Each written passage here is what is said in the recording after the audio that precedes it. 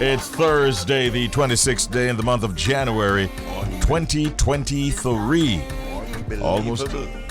Almost at the end of January.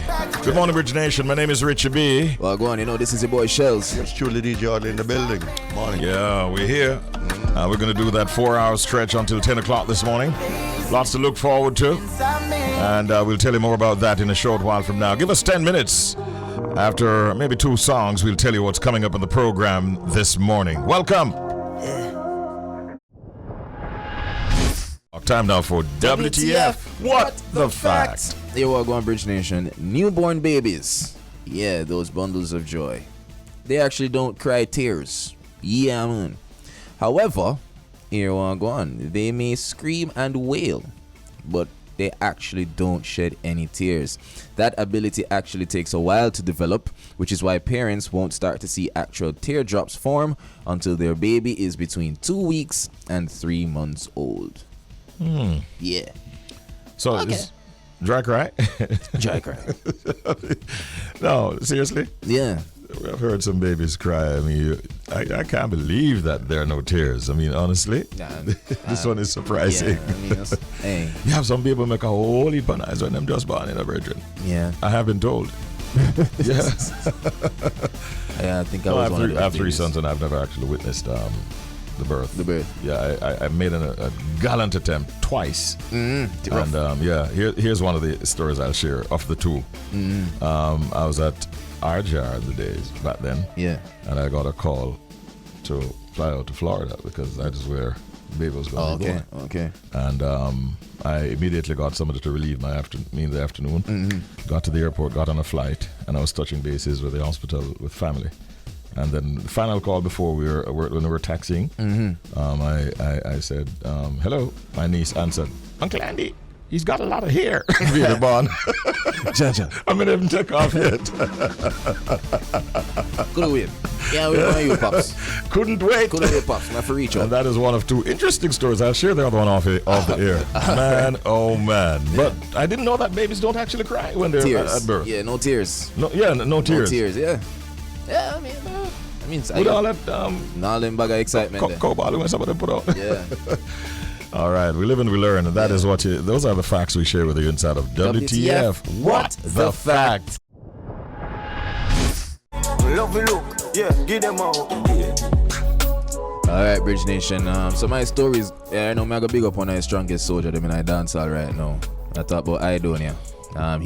We all know he's been going through a tough time, both him and his wife, and what going on right now is that Diddy make we know say he's actually going to release some new music after taking a break to deal with the death of his son Khalif. Now earlier this week, the artist remained in a somber mood as he shared the name of a new song called Faith, which is set to be released. Faith, soon, occupied mind.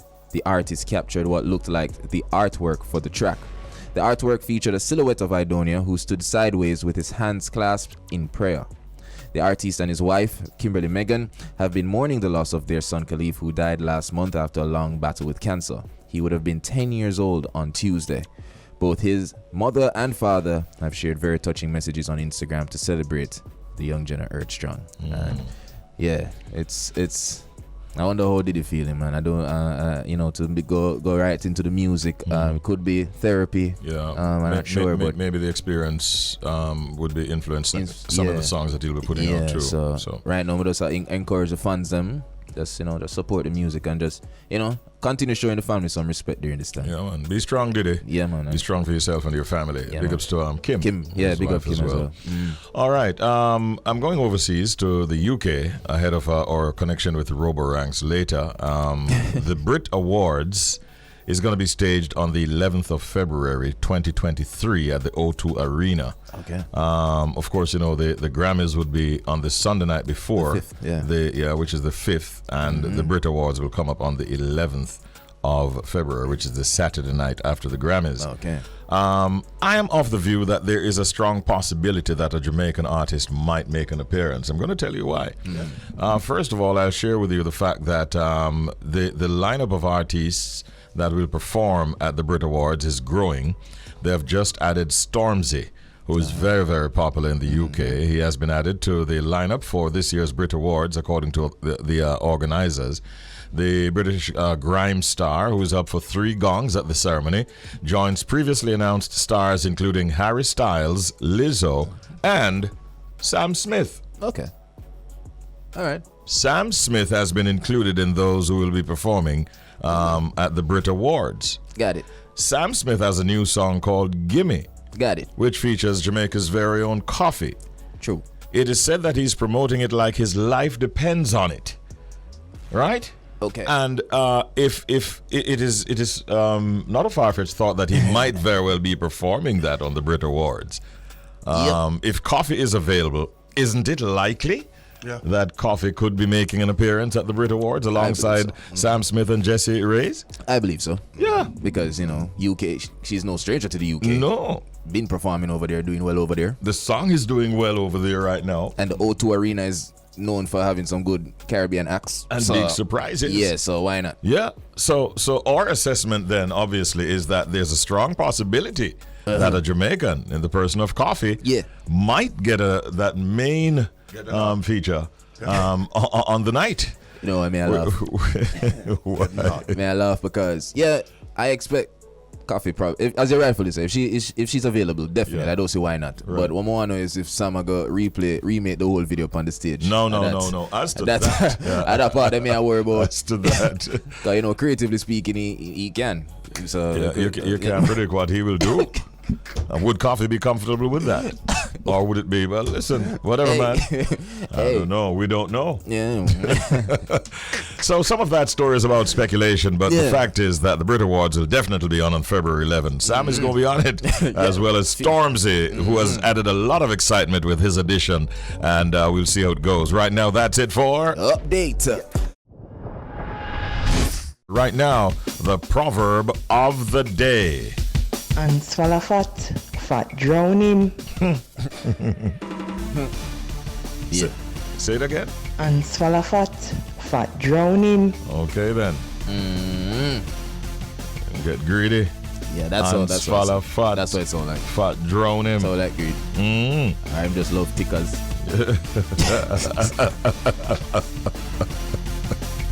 Oh boy. I see a look as if to say, you're forgiven. Okay. So the official meaning of that proverb is, do not be carried away by greed. Yeah. It may be to your detriment. True. All right? Very a word timely. to the wise is sufficient. Yeah. And swallow fat drown him. Do not be carried away by greed. It may be to your detriment. That was the proverb of the day.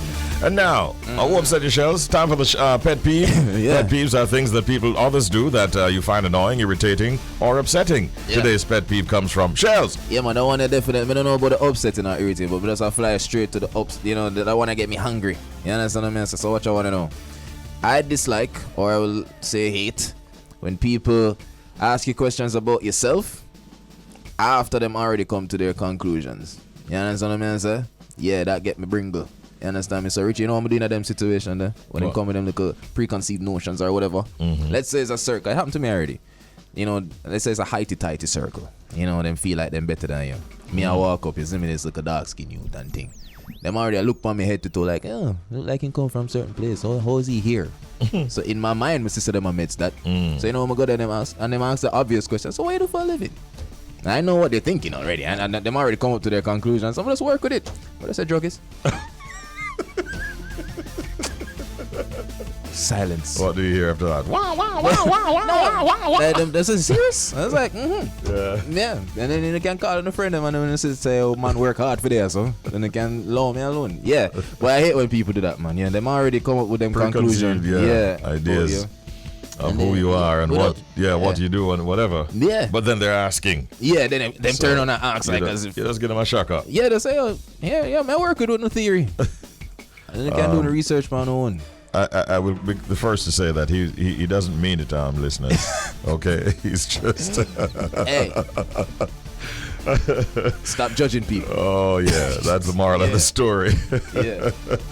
Okay, next time I might want to try something else though, because one of these days I could get into some problems. Hey, I don't see how, because it might end up with one of them tight people have a link. Yeah, or something. more than happen. OSA surgeon. Yeah, more that. More all of that. Cara surgeon, them thing there. So. Yeah, man. Use up the police resources. Oh my goodness. Where's the full media coverage? Yeah, and everything. Just for the waste of the time. Don't forget to go on the SSL in a picture. Why? Hey, the SSL's directors, you heard about it? They attempted to close out the company. Yeah, and the Minister of Finance obviously got wind of it. Yeah. And quickly went to court basically and got a what you call it? An injunction. Yeah, it barred them from winding up the company. They had already made contact with the company's office and were desperately, it seems, trying to close out the company. And the FSC in turn found a way to get a court order to block the wind-up of SSL. And that is a story that broke late last evening. The Financial Services Commission obtained a court order to block the directors of the fraud hit Stocks and Securities Limited from winding up the company or liquidating its assets. And this injunction, we understand, will remain in place until February 17. The FSC has taken control of SSL amid a probe into a massive fraud involving almost $3 billion. And Dr. Nigel Clark said an attempt was made to undertake a member's voluntary winding up of Stocks and Securities Limited. And he had to act. And he's getting a lot of commendations for being so swift in terms of handling that matter. That was quick. Yeah. But that sounds like some people are kind of brazen. You know what I mean? Like with all that's going on, you're trying to quickly wind up the company. No. Yeah. Well, I think you can see. Some people would say, I can see why. But I'm glad it was thwarted. Yeah. Our guest this morning at this time is the 2019 Donald Sangster Engineering Scholar. He was also named Most Outstanding Level 1 Electronics Engineering Student with a GPA of, I'm seeing 4.0 plus. I didn't even know that they exist. Well. That sounds like heights of brilliance. Yeah, man. Normal that. And he recently participated in the Huawei Seeds for the Future program held in Panama, which was actually as recent as last week. We're talking about a gentleman by the name of Nile Anderson, who says he plans to be a transformative figure in Jamaica's information and communications technology ICT landscape. He's harboring thoughts of using innovation to help the country achieve the ambitious targets set out in its 2030 plan. Nile is currently a final year student at the University of the West Indies, Mona, and he's here to tell us this morning about his academic journey and his participation in the recently staged Huawei Seeds for the Future program. Good morning, Mr. High Achiever. Good morning, Nile. Blessings, Nile. Hello, good morning. An honor to be here. All right. How are you today? All is well?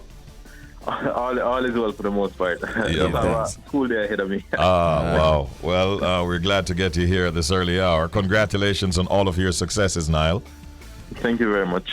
So we see where your GPA you have a 4.0 plus. That sounds like it's as high as it gets. No, it's a 4.3 scale, and the 4.0 plus was because the slight variation, but it's generally been over 4.0.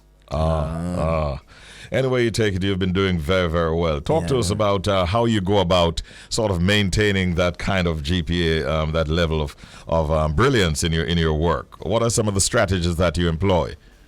I will not tell a lie that it's easy. At times there will be sleepless nights. However, for the most part, I've always believed that it's not just enough to just look at something and say, all right, that's the knowledge, I'm going to absorb it. I think it's really good to try to live in the knowledge. So what do I mean? For example, when somebody is doing programming or when somebody is doing maths, those courses that I thought to be like a bit on the harder side, I believe it takes absolute practice and just delving completely into the course. Mm-hmm. So that's what I've always done. So you would see me always on end at the lab just practicing a simple code over and over. If it's even A plus B equals something that's me to just practice that over and over until I know that I have that perfect, and then I go and I build from that point where I know that I have the fundamentals. Oh, fantastic.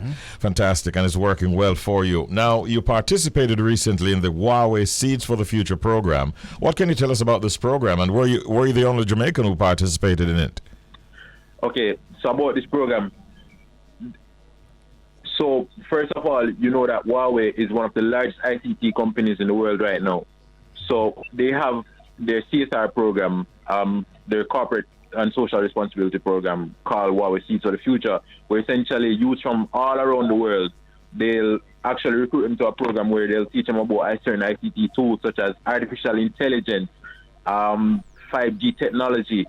As you know, that's a new paradigm coming out in communication technologies, as well as digital power, among other courses. And not only do they teach us about the courses, they have now what you call the Tech for Good project under their Tech for All program, where essentially they'll allow us and facilitate us in using both our entrepreneurial skills and leadership skills in order to create a project, right, that models based on the current and new technologies a solution for any existing problem in your own country. So in terms of the amount of Jamaicans that participated, there were over, I think, close to 30 odd Jamaicans, and about 10 of us got the trip to Panama, so the top 10 students. Wow, respect again, enough respect, man, and congrats once again. Now, you shared that you wish to transform Jamaica's information and communications technology landscape. I'm curious now, what would that look like? What would that transformation look like? Wow, all right. That's a lot of things. So it's interesting.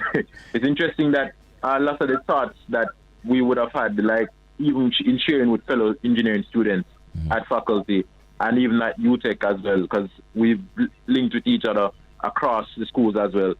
A lot of the things that Huawei is saying that they've even implemented in other countries is what we'd like to bring in. So, for example, digitizing the health sector. So, currently as it stands, a lot of times, especially during the COVID pandemic, we realized that our hospitals were often at capacity. However, there are a lot of existing technologies out there that could help us to, per se, digitize the health sector.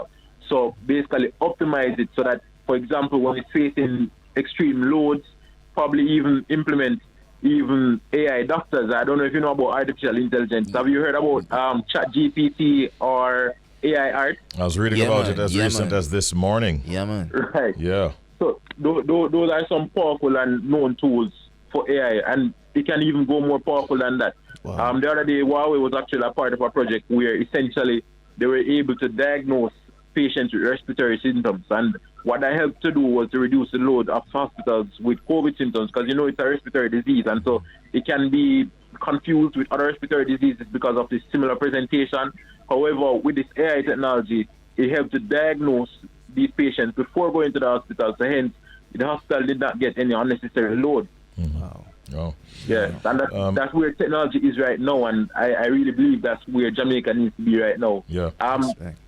Right. The only issue that I have, and this comes off an article that I was reading as recent as this morning, if we continue to push AI as the world is, individuals will eventually become will end up losing their jobs in some instances. I'm concerned about that. Are you? No, not very. I was at a point. It's funny. This was even discussed thoroughly in one of the Huawei courses we did on artificial intelligence. Yes. And it has always been a worry that machines would replace us. However, machines have come in, and we still need people to operate them. So it's not that people will lose their jobs. I think it's just that the dynamic in terms of what their role will be will shift. But it's not necessarily that we'll lose out people or we won't need people anymore, because man has created the machine, so the machine can't become smarter than the man that has created it.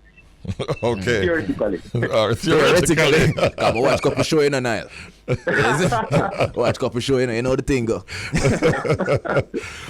Whilst you find so much time for your studies and these activities, you're also finding time to be serving as vice president at the Guild. What are some of the responsibilities that you have there?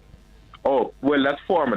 So that was actually, right, that was last academic year. Okay. But you are in your final year now, a critical year. Are things progressing well for you? And what do you see yourself doing beyond, like after you graduate and so on? All right. So the first steps for me, essentially, though, are to pursue further degrees because, as I said before, the change that I want to implement is going to be primarily through engineering education. So I want to become an educator myself, and in order to do that, I need to become qualified. So I really need higher degrees. My thing is next to pursue, particularly at one of my dream schools, one of them being MIT, a further degree, and then from there coming back and becoming a part of the Jamaican education system. Very well. Particularly the higher levels at first. And I'll also have outreach projects to high schools and primary schools. Sounds good. I commend you on that. Yeah, the plan to come back home and serve is very, very exciting to hear. Yeah, man. Nile, I want to thank you. Words of encouragement for other young persons like yourself. What would you like to leave as a parting shot this morning? Trust God. Trust God. That is it. That's all. Trust God. Yeah, man. It may seem hard sometimes, but just trust God. All right. Yeah. Nile Anderson, thank you so much for talking with us. Have a great day, man. All the best to you. All right, thank you, and you too. Blessings. All right. Blessings every time. Our guest this morning, 2019 Donald Sangster Engineering Scholar. And recently, one who was named the most outstanding Level 1 electronics engineering student with a GPA of 4.0 plus. Definitely on the road to transforming our country. I like it. And I think he definitely will do just that. Indeed. Yeah, sounds very intelligent. That looks very mature and speaks very. I forgot to ask which high school him go. I can't see though. So sometimes when them talks is all teach feel. Pick up yourself, Nile. You brought up a very, very important question though in that interview a while ago about AI. Because I was reading up some stuff on AI. It's serious. Yeah, man. It's here. Trust me. It is here. We're the future. Good afternoon to you, Robo. Good afternoon, team. Good afternoon. We are partners. Definitely we are. We are in a definite partnership. But yes, Richie, Freudian slip, not in crime. Not in crime. No crime. No yes, crime. Sir. No crime. No criminal activities going on here. None we're quick. Whatsoever. We're nippy. We're swift. Yep. Oh, we're not criminals. No. Hold on, Shelz, go put on the jacket just for the connection. Yeah. You like my feel the London cold. I got a little nippy. It's not that bad, Shelz. It's kind of we've got just a lot of rain. Traffic on the London roads. Something has to be done. We have a period of time where I'm pretty sure they phase lights. Like they leave some lights on longer, shorten them. Just to make us know who's in charge. You know what I mean? And we had burst water mains during the little freeze period we had for the last 10 days. Loads of water mains have burst, which has caused like major traffic on small roads, man. It's horrendous out there. Oh my It's goodness. crazy. Like everywhere you go, people, if you're listening right now in London, put an extra 25 minutes on your journey because the amount of roads that's been lifted to replace the old waterworks what we have here that was laid down years ago. Wow. And we say it's a busy cosmopolitan city, but underground, talking about prehistoric times, bro. Wow. I've never heard persons complaining about say persons involved in public transportation in London who are rogue operators, whether they be taxis or any other operator. Do you have those issues like we do here in our country? The funny thing, the only people that's been taken to court every other day is Uber. Oh, really? They seem to be pulled up a lot of times. They seem to have a lot of issues with managing the drivers that they use. So it's a service that's definitely useful and has come into full effect. In London you have the black taxis, which wouldn't go to certain zones, like you have the yellow cabs in New York. Right. Certain zones they don't go. Uber goes anywhere. So if Uber drivers go anywhere, you can imagine the anywhere type of drivers Uber has. So they're always pulled up in court. So you would have rogue drivers, but there will be rogue drivers under the disguise of these major firms. So yeah, they operate. But the truth is, generally speaking, even motorists who drive here, and break all the rules. Yeah. Well, generally speaking, when they go overseas, they are different individuals. They behave themselves. They abide by the road codes. They don't do the same things that they do on our Jamaican roads. Well, that's a general principle. Well, the UK is kind of governed by a lot of speed cameras and cameras that pick you up. What do you call it? APR, or they recognize your number plate. So it's very difficult to be out there rogue on the roads in the UK. I mean, you'll break a light today, and within 3 days the ticket is at your door. At your gate, at your door. Yeah. Oh, there you go. Yeah. Robo, I've come up with a plan that it seems could take a Jamaican artist onto the stage of either the Brit Awards and or the Grammy Awards, a Jamaican artist. And I'm going to share my thoughts with you after we give you some music, as you've asked us to play first today, right? Yeah, and after I say, "Oh boy," he's thinking through something. I was talking about the traffic. Have you noticed that it's moved up, or is it just a London thing? Because I don't know, man. I've been trying to dodge. I've used every single app known to mankind to hit the road. Waze, Google, Apple, and the roads. And you put in the distance, journey, and it says, yes, put your seatbelt on. You're on your way. You start driving and you just see the numbers. It's going like, yo, you're in trouble. Waze is saying, you're in trouble. You're in trouble. You ain't going to get there when I told you. I don't know. These apps can't adjust quick enough, and it only takes one small maneuver from a bus or a lorry that can't get around these busted pipes in the London roads. Yeah. In Birmingham, I'm sure it's the same in Birmingham, Coventry, Leeds, Manchester, but it can't adjust quick enough, and then you just end up not making your journey on time. So people that's out there in London, please set yourself 20 minutes on the roads. They are ridiculous right now. All right, leave out early. Yeah. That's the word. Thank you, Robo. Great vibes as usual, bro. Take care and enjoy the weekend, and we catch up with you next week. All the best, all right? All right, team. Peace. Good morning, Jamaica. One love.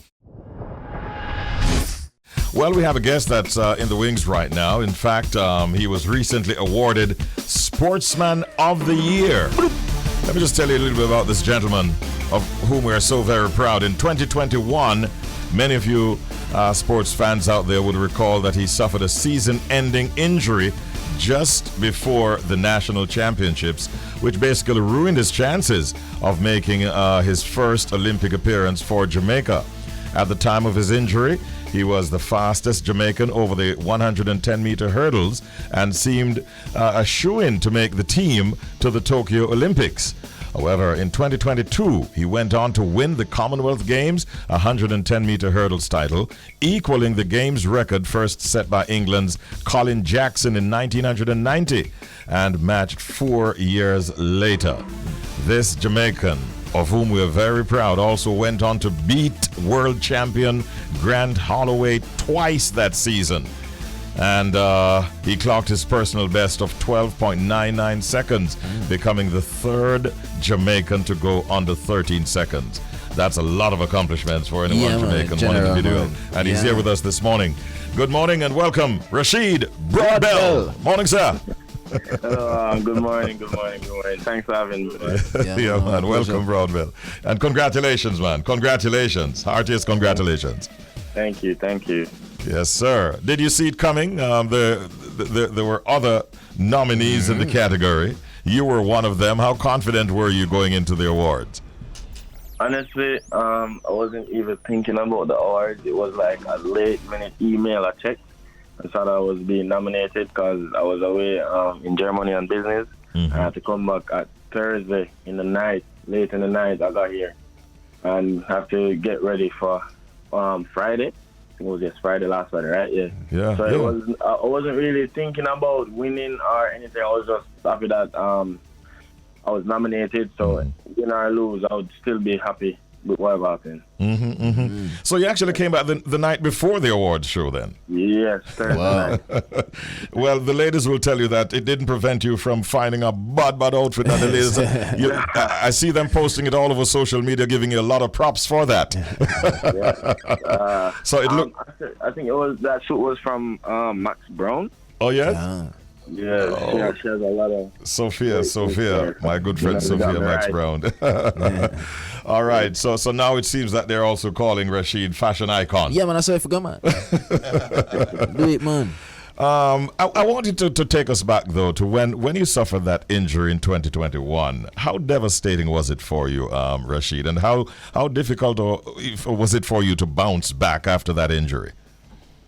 I mean, it was my right hamstring. That's the trail leg. I didn't sure how or what happened, but I tore a muscle from behind the knee that connects the hamstring to the front of the knee. So it was really a bad injury, but also an injury that could have been rehab to get back together, as you can see. I mean, it's not an easy journey coming back from an injury like that, but it's just mental toughness right through. And the support system that I have is really great around me. All right. Respect. Now, Rasheed, speaking of, a strong mentality, especially in your discipline, what would you say has been the most challenging thing for you throughout your career as a sprint hurdler? I know injuries are definitely a part of it, but anything else? I had to conquer my self-doubt. My anxiety. I have really bad anxiety whenever competition, like my heart starts racing like from the night before. Yeah, man. So I have to practice breathing techniques to keep myself calm, watch over videos, remember what coach tells me, remember the training sessions that I have, talk to my people who keep me comfortable.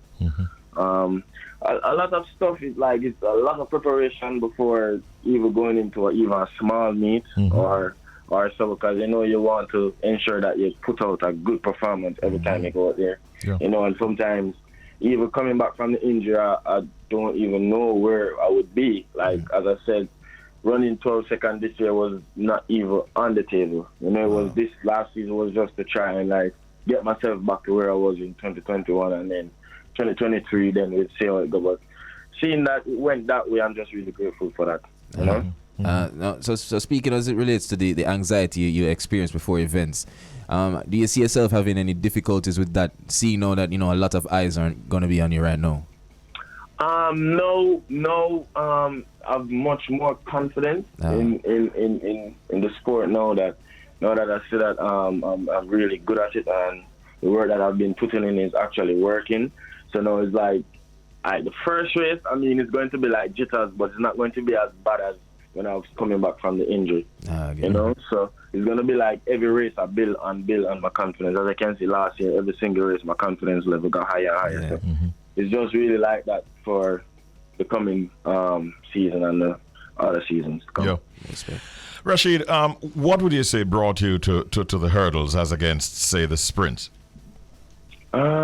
It was way back in primary school. I tried it before. My dad was a hurdler and a high jumper, but I mean, I don't know if it's because sometimes I like a challenge. I mean, it was a challenge at first, and then people were saying that I was going to be good at it, so it's it was really a point to prove back in high school that I'm actually good at it.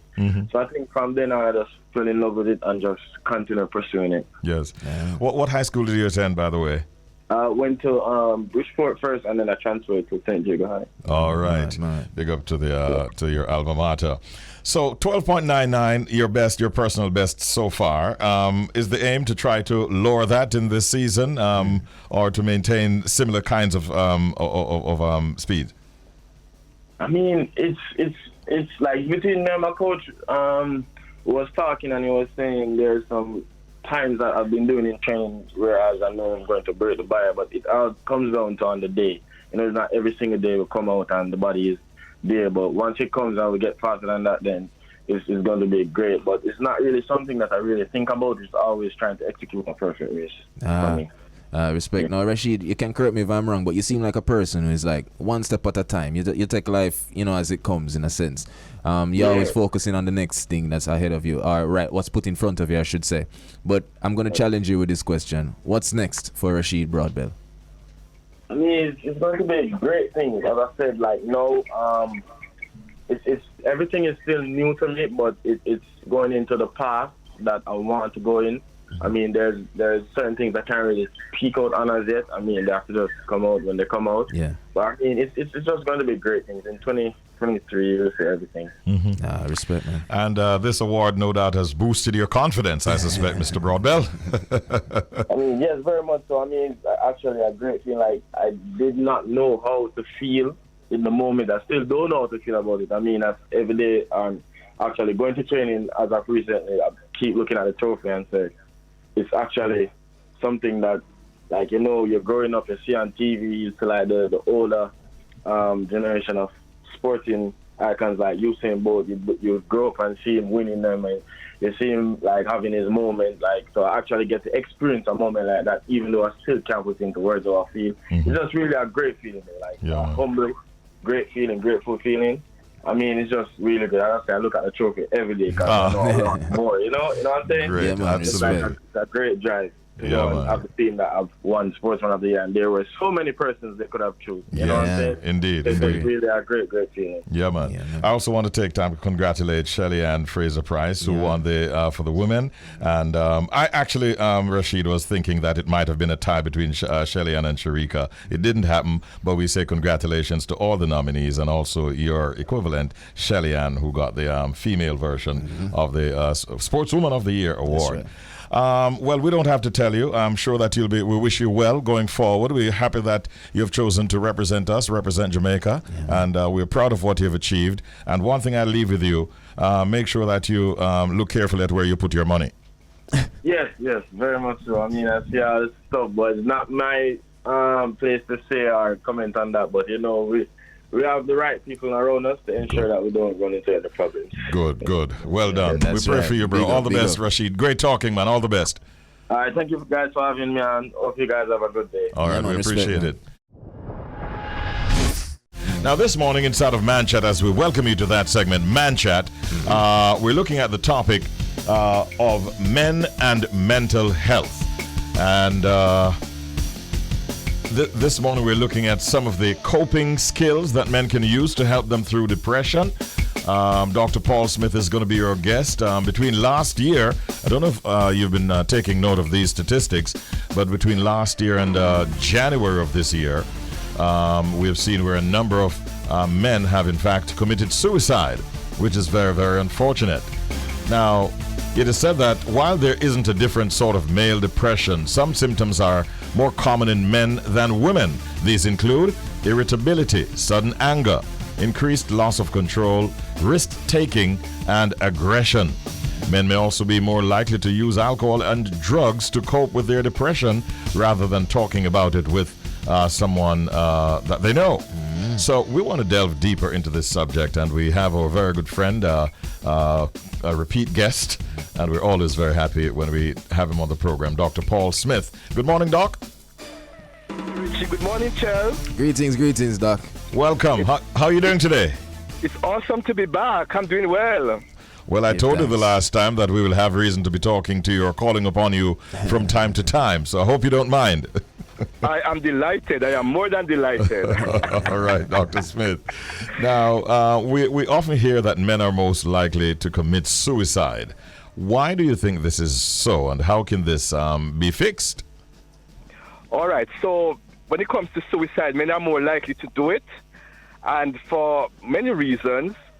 And sometimes I believe that men are not as willing to speak about mental health issues that are affecting them.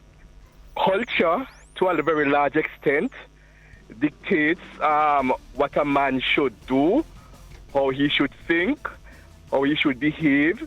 So we have a number of men who suffer in silence. They do not seek the mental health services available. They do not talk to their partners or sometimes to their friends about it. So sometimes the issues become overwhelming, And for them, the only way out is just to exit. And that is very, very unfortunate. Yeah. You find that generally men, they find it difficult to speak about the issues that are affecting them? Yes, by and large, yes. A number of men believe that it is just not manly to admit that, I'm vulnerable, I'm feeling vulnerable, I'm feeling crushed, I'm feeling useless, I'm feeling depressed, I am so stressed out, I don't think that I am man enough to take care of my family, the bills are just piling up and I don't think I can manage. And so most times, you see them and, you ask them, how are you doing? I'm good, but inside they are not good because the issues are still at play, but the outlet is just not there. The viable outlets to express the anger, the frustration, the irritability, all of it is pent up inside. And most times when they get a chance to exhale, sometimes it's just too late. Now, Dr. Smith, in a case where, because I believe there are situations where like men will try to reach out, but the help they get in return doesn't feel enough. In a case where, let's say, someone reaches out to me, a brethren reach out to me, he's going through a tough time. What ways can I encourage him? I'm no professional. I mean, I know I can suggest professional help, but let's say it's just a normal reasoning. What can I do to encourage this brethren? Well, you encourage it. Well, you can do something as a first responder, give some words of encouragement and, try to find some support systems. So, for example, they might say, all right, I'm jobless. I have been searching for a job for the longest while. You might be knowledgeable about resources that you can point the person to. But upon assessment, your own assessment, if you realize, well, it's deeper than just that, I would encourage that you say, all right, even if you have the time, to say, let us go and speak to a counselor, right, that kind of thing, but to be able to offer that support. Sometimes the men feel better when there's somebody who is able to listen to them and not judge them, right? So sometimes men will stay away from counseling or stay away from others because they feel as if they're going to be judged, they're going to be summed up and say, hey, I don't think you are a real man. But there are times that they'll talk to their friends, the friends can give a listening ear, and say, all right, man, I can listen to you, but there are other persons who can better help you, and you can be there as a support system. Say, all right, let us check it out. I'll call a number, and we can see how it goes from there. So the listening, the encouraging, being non-judgmental, all of these are important. Yes. Even whilst we're having this discussion, I want to just take time to express condolences to the family of that police officer, former police officer Lloyd Patcher Gray Wilson, 61. I join in that, yes. Yes, I think he was called Willow, who it is believed might have committed suicide recently. We just want to reach out to his family and those who knew him, and to let you know that we feel your pain. How can levels of depression, extreme depression, be detected? By say one's partner or family members or persons who they're in close contact with. All right. So if persons know persons well enough, there'll be a change in behavior, right? So there are times persons might become extremely irritable, and that's just not them. Persons might become extremely withdrawn, and that's not them. Persons might resort to substance use, and that's not them. To heavy drinking, and that's not them. Right? They talk of feeling hopeless, and what's the point going on? Some might even express the boy, it's better that I am not around, right? Some person might be very teary-eyed, and just that the person unkept too. Hygiene becomes an issue, right? The person might end up oversleeping or not sleeping any at all. Things that the person normally enjoy, they are no longer enjoying it. So probably a man might be a cricket fan, an avid cricket fan, and after a while, there's no interest in that, right? Little or no communication becomes an issue as well. So once you have a good relationship with someone, you can know that there's something that is just off. Something is happening because that is just not you, right? So I could be extremely talkative, and after a while, I am just saying one or two words and just that's it. All right? Or I might be a very good sleeper and I'm up all night, right? And all of these are some things that we can look for to say, yes, something might be happening. But as it relates to depression, Richie and Shelz, it is a word that we throw around. Somebody just might have some ups and down moments and we say they are depressed. True. But from a clinical perspective, a person must be out of it for at least 14 days. So there is a change in behavior, 14 consecutive days before we can diagnose the person for depression. Oh, okay. Thanks for that, Doc. Now, do you have any words, any words for our brothers out there who may be going through it or think they're going through it, not sure of them going through it? Just some words for them, Doc, please. Yeah. Men, we need you around. We need you to survive. You are important. Your family needs you. Society needs you. You are the leaders and the movers and the shakers. And things happen. Life happens, right? Life throws lemons at us at times and we get down. The job is not there. The finance is not there. And you feel like you're less of a man. But you're very, very important, and we all go through issues. We go through stress and depression and anxiety.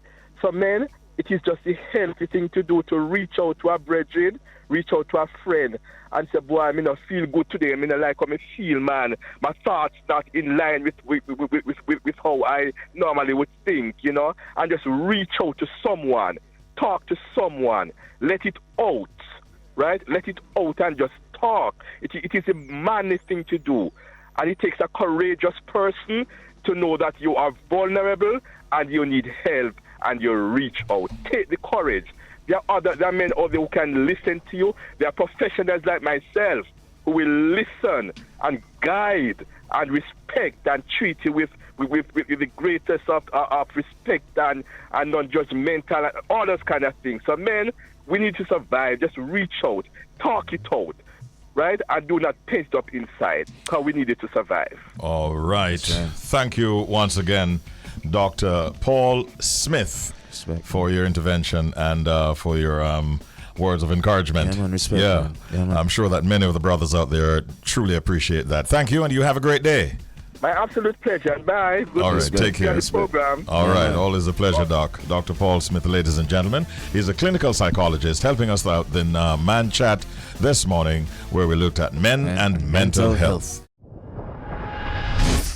Good morning, Mr. Levy. Legend. Richie. What's up? Good morning. Good morning. How are you, sir? I'm kicking in full stereo sound. You are. He's kicking in full stereo sound. I hope you don't mind if I borrow that in my own speeches going forward. It's not a problem. Barrington, congratulations. You're numbered among the 200 greatest singers in the history of music by a well-known and well-recognized magazine publication, Rolling Stones. Congratulations. How are you feeling? I'm feeling great. Thank you for asking. Yeah. This is a very, very important acknowledgement, Barrington. Some people strive to get Grammys and other kinds of awards, but I would rank this kind of recognition very, very highly amongst these, amongst the best you can get, really. Really? Did you see it coming? No. Never saw it coming. No. I wasn't looking for that. You see, Richie, there's a difference between when you come in the music business for the money of it than more than for the love of it. Mm-hmm. I mean, I'm one of them who come in for the love of it, because if I did not love music business, I would have dropped out of it a long time and be selling drugs. But I rather to stay with music because that's where I'm good at. Yeah. So, you know what I mean? I love music business, so I am not looking for I wasn't looking for no award. I just did want to just hear my songs on the radio and my belly would be full. Yes.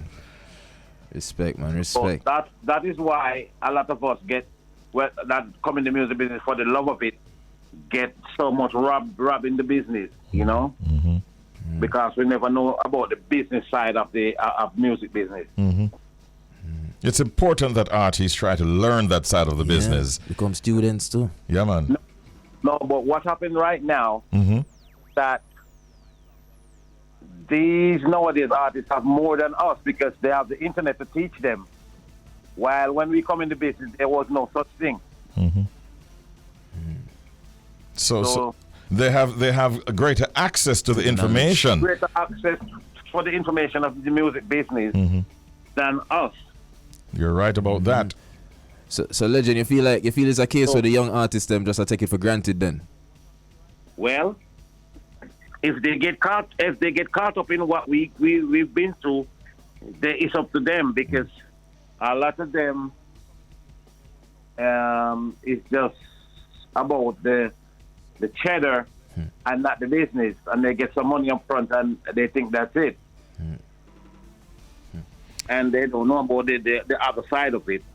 Yeah. What do you need to do to be to have longevity in the industry, like a Barrington Levy? That's right. Right. I mean, you have to have the proper love for the business, brother. Yeah, it has to start there. It has to start there, Barrington. Yes. I think we'd have spoken about this before in several interviews that we would have conducted through the years. But for the benefit of the listeners here on the Bridge 99 FM, the very popular slogan, interjection, shoodly waddly woodly woodly whoa. Shoodly waddly woodly woodly whoa. Green. Just flop. Green. Green. Greener than Greenway. Get some green and green clean and greener than green, yay. I'm not on a green arm night, I know. Never. But Barrington, how did that come about? Was it just that you had a section in a song that you needed to fill, that was supposed to be a slur? Yes. But that slur turned out different. There was supposed to be a slur. But Richie, I really give thanks to the Almighty God for His blessings, because that is just bare blessings, for what the Rolling Stone put out in their